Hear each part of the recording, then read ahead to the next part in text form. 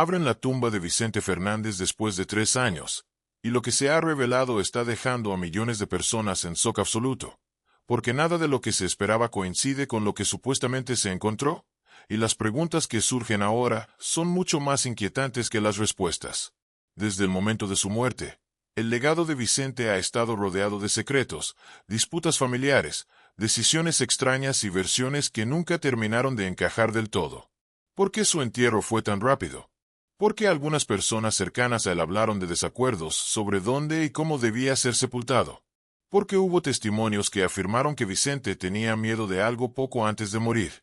¿Y qué tiene que ver todo esto con supuestos documentos, voluntades no reveladas, objetos personales desaparecidos y decisiones tomadas por otros cuando él ya no podía defenderse? En este video vamos a repasar los puntos más polémicos de su historia, las contradicciones en los relatos oficiales, los conflictos entre sus herederos, las teorías que circulan desde hace años y la información que comenzó a salir a la luz tras la supuesta apertura de su tumba. Una información que muchos consideran incómoda, perturbadora, sobre todo, imposible de ignorar. Pero antes de continuar, te pido algo muy importante.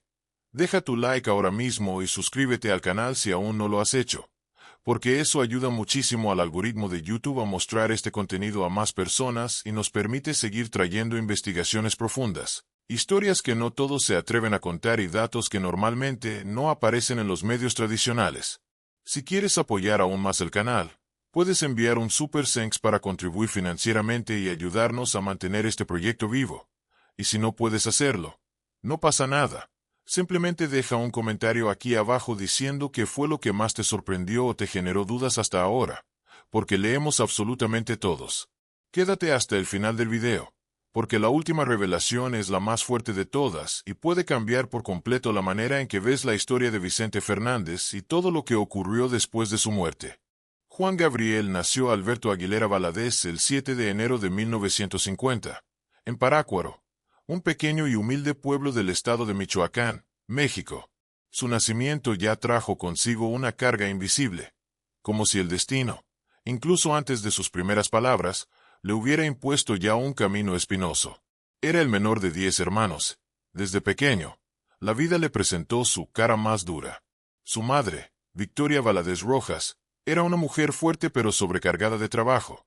Y su padre, Gabriel Aguilera Rodríguez, enfrentó graves problemas mentales que acabarían teniendo un profundo impacto en el destino de toda la familia. Gabriel, el padre, sufrió una crisis nerviosa tras provocar un incendio en un campo donde trabajaba, y acabó internado definitivamente en un hospital psiquiátrico. Fue un acontecimiento trágico y traumático, que dejó a la familia completamente desamparada, desorientada y sumida en un abismo de necesidad. Sin el apoyo de su marido, Victoria tuvo que tomar decisiones difíciles para alimentar a sus hijos. El pequeño Alberto, de apenas 4 años, fue llevado por su madre a Ciudad Juárez, en el estado de Chihuahua, con la esperanza de encontrar una vida mejor. Sin embargo, al llegar a la ciudad, se vio incapaz de mantener al niño. En un gesto doloroso, pero que consideró necesario para su bien, Victoria lo dejó al cuidado de una institución llamada Escuela de Mejoramiento Social para Menores, una especie de orfanato para niños en hogar o en riesgo social. Allí Alberto pasó buena parte de su infancia, lejos de la presencia de su madre, del calor de un hogar y de cualquier tipo de cariño constante. Esa separación dejó en él una huella irreversible. Él mismo declararía, años después, que a lo largo de su vida adulta vivió con una herida emocional abierta, fruto del sentimiento de haber sido descartado, abandonado por quienes debían amarlo incondicionalmente. En el orfanato, Alberto enfrentó un mundo duro, con reglas estrictas, poco espacio para el afecto y muchas veces rodeado de abandono emocional. Pero fue precisamente en este ambiente hostil donde empezó a desarrollar su talento artístico. De niño encontró refugio en la música. Cuando todos dormían, él aprovechaba el silencio de la noche para cantar suavemente, componiendo canciones que hablaban del dolor que sentía, la añoranza de su madre, la ausencia de su padre y el deseo de ser amado. Aprendió a tocar instrumentos básicos, como el piano y la guitarra, a menudo aprendiéndose por sí mismo o observando a otros. La música se convirtió en su forma de resistir. Mientras otros niños buscaban refugio en juegos o pequeños actos de rebeldía, Alberto se sumergía en el universo de las melodías y las letras, donde podía crear mundos mejores que aquel en el que vivía. Fue también en esta época cuando conoció al profesor Juan Contreras, figura fundamental en su vida. Juan era responsable de las actividades musicales en el orfanato y notó el brillo en los ojos del niño y el talento natural. A diferencia de muchos otros adultos que lo ignoraban o solo lo disciplinaban, Contreras le ofreció algo precioso: atención, aliento y cariño. La relación entre ambos fue tan significativa que, más tarde, ya como artista, Alberto elegiría el nombre de Juan Gabriel en honor a este maestro, combinando el nombre de su mentor con el de su padre.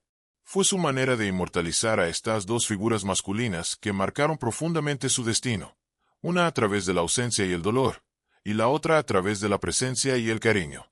Pero incluso con este apoyo específico, Alberto siguió enfrentando una infancia de privaciones. Vivía con hambre, vestía ropa reutilizada y casi nunca recibía visitas. Mientras que otros niños tenían parientes que venían los fines de semana o en ocasiones especiales, él miraba por la ventana con la esperanza de ver regresar a su madre. Este reencuentro tardaría muchos años en concretarse por completo. El sentimiento de abandono profundizó y moldeó su personalidad. Un niño sensible, introspectivo, que lloraba solo y escondía sus cuadernos con letras de canciones como si fueran tesoros secretos. Aunque era pequeño, ya entendía que el mundo no era amable con niños como él, frágiles, soñadores y diferentes. Esta diferencia, de hecho, se notó desde temprana edad. Su forma de hablar, sus gestos suaves y su manera dulce llamaban la atención y provocaban burlas entre los demás chicos. Los prejuicios, incluso a una edad temprana, comenzaron a manifestarse. Aún sin entender exactamente qué era, Alberto se dio cuenta de que no encajaba en el molde esperado. Él era diferente y el mundo que lo rodeaba lo hacía sentir así de una manera cruel. La infancia, que debería haber sido una época de acogida, se convirtió en un periodo de supervivencia emocional. Fueron estos años de silencio, rechazo e introspección los que lo prepararon para ser el artista visceral que más tarde encantaría a las multitudes con su sensibilidad única. Siendo adolescente decidió huir del orfanato en busca de libertad. Estaba cansado de las frías paredes y de la repetitiva vida cotidiana de ese lugar. Su fuga fue más que un acto impulsivo. Fue un grito de desesperación, una búsqueda de su propia identidad. Comenzó a vivir en las calles de Ciudad Juárez, donde sobrevivió como pudo. Dormía en plazas, estaciones de autobuses y bancos de parques. A veces pasaba días sin comer. Comenzó a cantar en bares y discotecas, intercambiando su talento por algunas monedas o comida. En estas presentaciones surgió su primer nombre artístico, Adán Luna. Sabía que, para conquistar su espacio, necesitaba reinventarse. A pesar de la dureza de la vida cotidiana, el joven Alberto tenía una luz en los ojos. Quienes lo vieron cantar dijeron que transmitía una emoción tan profunda que hacía llorar al público. Era como si todo el dolor acumulado en sus primeros años se desbordara a través de su voz. El nombre artístico Juan Gabriel aún no había nacido, pero el espíritu del artista ya estaba presente en cada nota. Incluso sin una formación académica formal, estudió cuidadosamente a los grandes compositores mexicanos, como Agustín Lara y José Alfredo Jiménez, no para imitarlos, sino para aprender a encontrar su propia voz. Al poco tiempo empezó a atraer la atención de músicos locales, y más tarde, de artistas más importantes que lo contrataron como corista o compositor. Uno de esos momentos decisivos ocurrió cuando comenzó a trabajar como asistente y corista de la famosa cantante Angélica María, quien le abrió algunas puertas en el mundo musical. Juan Gabriel escribió decenas de canciones, utilizando trozos de papel e improvisando instrumentos. El dolor de la privación de libertad reavivó la llama de su creatividad. Su salvación vino de la mano de un admirador que trabajaba en la justicia y que, encantado por su historia y sus composiciones, ayudó a demostrar su inocencia y lo sacó de allí. Cuando se fue, volvió más decidido que nunca. Sabía que no había más tiempo que perder. Poco después, finalmente logró grabar su primer tema de éxito, No tengo dinero. La canción, lanzada en 1971, fue un éxito. Sus letras, que hablaban de la falta de dinero pero de la abundancia de amor, eran el reflejo perfecto de su propia vida. Con arreglos sencillos y una interpretación honesta, Juan Gabriel cautivó de inmediato al público mexicano. No tengo dinero se convirtió en un himno popular y le abrió el camino al estrellato. A partir de entonces su vida cambiaría por completo. Pero el éxito no llegó solo. Con ello vino la presión, el foco de atención y la necesidad de protegerse emocionalmente de un mundo que seguía siendo cruel. Juan Gabriel rápidamente se convirtió en un ídolo de las masas, especialmente de las clases populares, quienes se identificaban profundamente con sus letras. No habló de amores inalcanzables, ni de fantasías inalcanzables. Sus canciones trataban sobre gente corriente, sobre mujeres que sufrían por amor, hombres abandonados, madres que lloraban por sus hijos, corazones que latían fuera de ritmo por el anhelo. Era un compositor que podía expresar sentimientos universales con una sensibilidad poco común. Sus canciones eran como cartas abiertas al corazón humano. En menos de 5 años, Juan Gabriel ya era un hombre consolidado. Sus presentaciones comenzaron a llenar teatros y palenques en todo México, y su estilo único, mezclando la estética tradicional de la música ranchera con elementos del bolero, el pop e incluso el flamenco, también llamó la atención de artistas internacionales. Sin embargo, entre bastidores todavía se enfrentaba a muchas barreras. Por ser un hombre afeminado, extravagante y fuera de los estándares sexistas de la época, se enfrentó a prejuicios velados y a menudo explícitos por parte de colegas y empresarios. Muchos lo consideraban demasiado excéntrico, demasiado sensible, demasiado diferente. Pero él, en lugar de retroceder, decidió destacar. Creó su propia identidad visual, con vestuario llamativo, maquillaje discreto, gestos teatrales y una presencia escénica cautivadora. No solo cantó, interpretó, vivió cada canción como si fuera un pedazo de su alma entregado al público. Tu autenticidad se ha convertido en tu mayor arma. Juan Gabriel compuso para grandes nombres de la música latina como Rocío Dúrcal, quien se convirtió en su compañera artística y amiga inseparable. Juntos lanzaron éxitos que marcaron generaciones. Canciones como Amor Eterno, Querida, Así fue y Hasta que te conocí se han convertido en clásicos atemporales. Cada uno de ellos llevaba huellas del dolor que vivió cuando era niño, las pérdidas que enfrentó y el amor que nunca dejó de buscar. Con el tiempo, Juan Gabriel se hizo conocido no solo como cantante, sino como uno de los compositores más prolíficos de México. Se estima que compuso más de 1.800 canciones a lo largo de su vida. Escribía a diario, casi como un ritual, y decía que la música era su forma de curar heridas invisibles. La mayoría de sus letras hablaban del amor, pero no del amor idealizado. Fue un amor doloroso, lleno de idas y venidas, un amor que reflejaba la vulnerabilidad humana. Incluso en la cima de su éxito, Juan Gabriel nunca olvidó sus orígenes. Regresaba frecuentemente a Ciudad Juárez, donde financiaba proyectos sociales, escuelas de música y eventos culturales. También ayudó a orfanatos y familias en situación vulnerable. Sabía lo que era no tener nada y quería devolver al mundo algo de lo que había logrado. A pesar de su fama internacional, Juan Gabriel nunca se dejó deslumbrar por los lujos. Vivía en la intimidad, cuidando a los hijos que tuvo con su íntima amiga Laura Salas. Sus hijos lo llamaban papá cariñosamente y él se esforzaba por estar presente, incluso con su apretada agenda. Su lado paterno era cariñoso, protector, y sus hijos veían en él no a la estrella, sino al hombre que siempre estaba ahí para escucharlos, cantar con ellos y protegerlos del mundo. Uno de los aspectos de su existencia más comentados, pero menos esclarecidos, ha sido siempre su sexualidad. Durante sus más de 4 décadas de carrera, Juan Gabriel evitó discusiones directas sobre su orientación sexual, a pesar de que su imagen pública y sus delicados gestos han generado especulaciones desde los primeros años de su fama. En un país como México, que es fuertemente conservador, especialmente en los años 1970 y 1980, la homosexualidad estaba aún más estigmatizada que hoy. Muchos artistas homosexuales o afeminados fueron silenciados o marginados, y Juan Gabriel, con su esencia artística visiblemente sensible, necesitó desarrollar una estrategia para protegerse, al mismo tiempo, encantar al público con su inconfundible voz y emoción. A pesar de las sospechas sobre su sexualidad, rara vez permitía que se hablara en público de su vida amorosa. Cuando un periodista se atrevió a preguntarle directamente si era gay, respondió con la icónica frase que se convertiría en una de sus declaraciones más famosas y repetidas: lo que se ve no se pregunta. Con esta enigmática y a la vez reveladora respuesta, dejó la sensación de que no necesitaba dar explicaciones, que su verdad era visible para cualquiera que quisiera verla.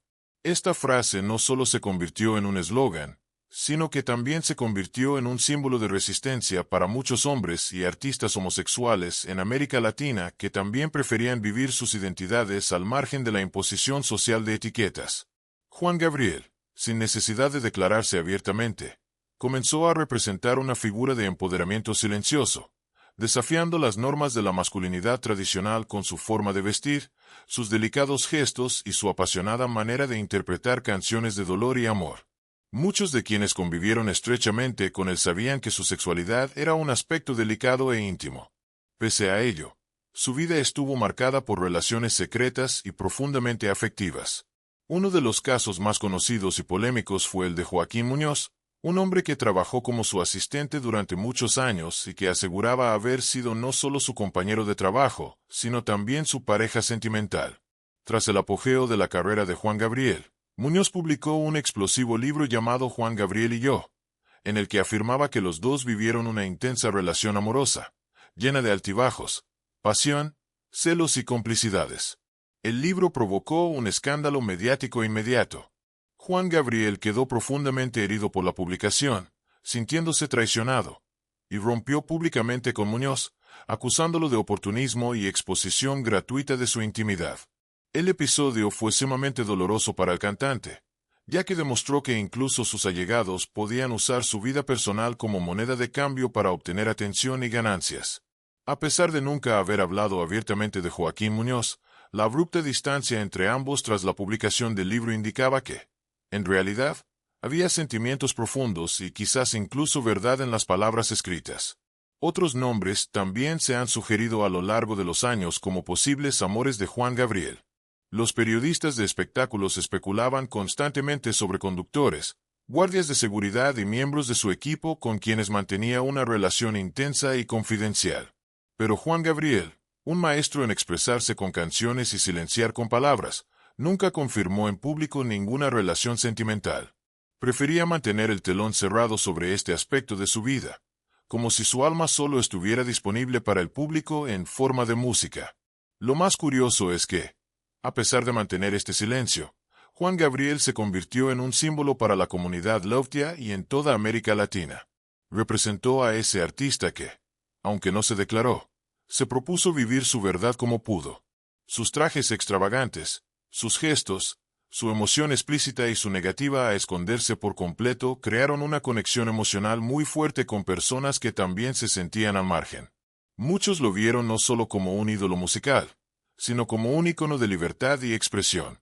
Incluso en los momentos más difíciles, nunca intentó masculinizarse para complacer al mercado, ni cedió ante las presiones de la prensa. Siguió su esencia, consciente de que su arte hablaba más que cualquier confesión. A pesar de todas las especulaciones sobre su vida amorosa con los hombres, Juan Gabriel también tuvo relaciones cercanas con mujeres. Uno de los más significativos fue con Laura Salas, una mujer discreta, de comportamiento tranquilo, con quien mantuvo una amistad profunda y duradera. Laura nunca apareció como una compañera romántica, pero fue quien dio a luz a los 4 hijos de Juan Gabriel.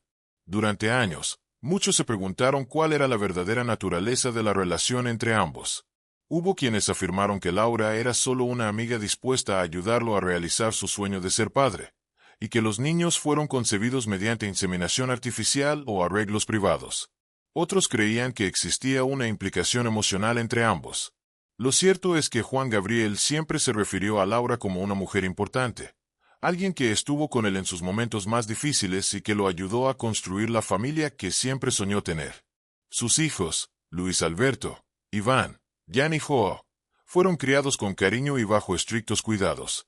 Juan Gabriel fue un padre presente, protector y afectuoso. Incluso con una apretada agenda de compromisos y viajes, se propuso mantener a sus hijos cerca, supervisando su educación, salud y bienestar. Los trataba como su mayor tesoro. A menudo, los incluía en viajes, fiestas e incluso entrevistas cuando sentía que era seguro.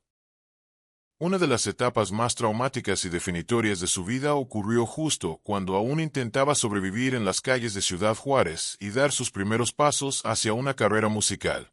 Fue durante este periodo, todavía en los años 1960, cuando el joven cantante acabó siendo detenido injustamente, acusado de un delito que no cometió, episodio que marcaría su alma para siempre. El caso ocurrió en 1969, cuando Alberto, ya usando el nombre artístico de Adán Luna, intentaba consolidarse como cantante y compositor detrás de escena en la industria musical. Había empezado a grabar algunos demos, recorrer estudios y mostrar sus canciones a cambio de pequeñas sumas. Su vida todavía era extremadamente precaria. Dormía en sofás prestados, en estaciones de tren o incluso en celdas de policía, solo para pasar la noche. Precisamente una de estas noches, mientras buscaba refugio, fue detenido tras ser acusado de sustraer joyas y objetos de una residencia. Las pruebas eran frágiles y las circunstancias confusas, pero el sistema judicial de la época no le ofreció una defensa adecuada ni la oportunidad de explicarse. Los prejuicios debidos a su apariencia, sus maneras afeminadas y su origen humilde contribuyeron a que fuera tratado como culpable incluso antes de que se llevara a cabo cualquier juicio formal. Resultado: fue condenado y enviado a la temida prisión de Lecumberri, también conocida como el Palacio Negro, prisión de máxima seguridad famosa por sus condiciones inhumanas y el trato brutal a los reclusos. El tiempo que pasó en prisión fue un verdadero infierno para Juan Gabriel. Estuvo rodeado de peligrosos criminales, enfrentó abusos físicos y psicológicos y pasó días sin ninguna esperanza de libertad. Tenía solo 19 años y ya cargaba sobre sus hombros el dolor de haber sido rechazado por su propia madre siendo niño, el abandono de su padre y ahora también la violencia del sistema penal mexicano. Sin embargo, incluso en ese ambiente asfixiante y opresivo, no permitió que su luz se apagara. Escribió decenas de canciones dentro de prisión, algunas de las cuales luego se convertirían en éxitos, siempre utilizando pequeños trozos de papel o memorizando pasajes enteros porque no tenía materiales a su disposición. Su creatividad era su único refugio contra la locura. Entre los guardias y reclusos pronto se hizo conocido como el cantante, y en algunos momentos especiales era invitado a cantar, convirtiéndose en una figura respetada incluso dentro de ese universo hostil. Su liberación solo fue posible gracias a la intervención de una mujer que trabajó en el sistema judicial mexicano y que se enamoró de su historia y talento. Ella, conmovida, comenzó a investigar su caso y encontró flagrantes inconsistencias en el proceso. Movida por la justicia y la compasión, logró liberarlo después de más de un año de sufrimiento. Esta mujer, cuyo nombre conservó siempre con cariño y respeto, representó un punto de inflexión en su vida. Ella no solo le dio libertad, sino que también le devolvió la fe en que todavía había gente buena en el mundo. Tan pronto como dejó Lecumberri, Juan Gabriel se hizo una promesa: nunca más dejaría que las circunstancias lo silenciaran. Y así, apenas unos meses después de salir de prisión, estaba de regreso en el estudio, decidido a convertir su dolor en música. Fue en ese contexto que lanzó No Tengo Dinero, su primer gran éxito, cuya letra reflejaba no solo su condición económica, sino principalmente el vacío emocional que cargaba. El repentino éxito fue como un grito de liberación. No solo sobrevivió, sino que empezó a ser escuchado. Aún así, los fantasmas del pasado seguían atormentándolo. Años más tarde, ya consolidado como uno de los más grandes artistas de la música latina, enfrentaría nuevas dificultades que volverían a poner en riesgo su reputación y su paz. En la década de 2000, Juan Gabriel se vio envuelto en una importante batalla con la justicia mexicana por acusaciones de evasión fiscal. Según el SAT, organismo equivalente al Servicio de Impuestos Federales de México, había evadido millones de pesos a lo largo de su carrera. El escándalo fue noticia en periódicos, revistas y programas de televisión. El gobierno incluso confiscó varias de sus propiedades y fue citado varias veces para brindar aclaraciones. Juan Gabriel, acostumbrado a ser discreto en su vida financiera, se sintió expuesto, atacado y profundamente herido. Afirmó que gran parte de su fortuna la había utilizado en proyectos sociales, donaciones a organizaciones benéficas, apoyo a artistas en ciernes y mantenimiento de su gran equipo de trabajo. Aún así, tuvo que firmar acuerdos millonarios para solucionar la situación y evitar nuevos procesos judiciales. Otro momento delicado fue cuando comenzaron a circular en la prensa sensacionalista una serie de acusaciones anónimas sobre comportamientos abusivos entre bastidores dentro de su equipo. Algunos artículos incluso sugirieron que Juan Gabriel ejercía un control excesivo sobre sus hijos y empleados, y que exigía lealtad absoluta a cambio de generosidad financiera. Por momentos, ex colaboradores insinuaron que trabajar con él podría ser un privilegio, pero también una prisión emocional. Juan Gabriel nunca respondió públicamente a estas insinuaciones, prefiriendo guardar silencio o responder con ironía, como era su estilo. Para muchos fanáticos, estas acusaciones no fueron más que intentos de manchar la imagen de un hombre generoso, pero para otros, plantearon dudas sobre la vida detrás de escena de un ídolo que, como todo ser humano, podría tener defectos y sombras. La muerte de Juan Gabriel, anunciada el 28 de agosto de 2016, dejó a México y a toda América Latina sumidos en una profunda tristeza. Fue como si de repente le hubieran arrancado una parte del alma cultural del continente. El artista que durante más de 4 décadas había cantado sobre el amor, la pérdida, el dolor, el anhelo y la esperanza con una sensibilidad incomparable, partió inesperadamente, generando conmoción, homenajes, al mismo tiempo, una serie de dudas, rumores y conspiraciones que aún hoy alimentan el imaginario popular. Oficialmente, la causa de la muerte fue un infarto masivo ocurrido en su casa de Santa Mónica, California, pocos días después de un gran show en Los Ángeles, en The Forum, como parte de la gira México es todo. A sus 66 años, Juan Gabriel aún se encontraba en plena actividad artística, con agendas apretadas, proyectos en marcha y planes de nuevas grabaciones. Esto hizo que la noticia no solo fuera triste, sino también impactante para sus fans y la prensa mundial. Lo que parecía ser el final de una vida marcada por la superación y la dedicación a la música. Sin embargo, pronto empezó a convertirse en uno de los episodios más polémicos de su historia.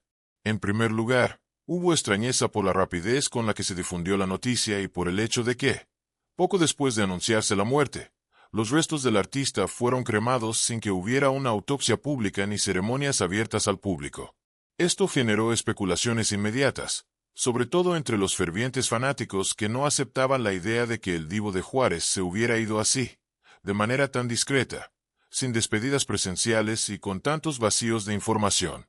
La familia, especialmente su hijo Iván Aguilera, responsable del patrimonio del cantante, decidió mantener en secreto los detalles del fallecimiento y funeral, lo que acabó alimentando aún más la curiosidad y la desconfianza popular.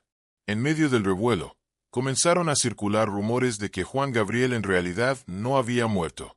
Las primeras versiones sugerían que había fingido su propia muerte para escapar de problemas económicos, amenazas de grupos poderosos o incluso de la presión insostenible de la fama. Esta teoría fue fuertemente impulsada nada menos que por Joaquín Muñoz, ex asistente personal del artista, quien salió a declarar públicamente, con total convicción, que Juan Gabriel estaba vivo, viviendo escondido en algún lugar de México, en casas alquiladas, cambiando constantemente de dirección para evitar ser descubierto. Muñoz incluso concedió entrevistas a varios programas de televisión afirmando que hablaba habitualmente con Juan Gabriel y que estaba esperando el momento adecuado para volver. Para muchos, parecía simplemente un intento desesperado por permanecer en el centro de atención.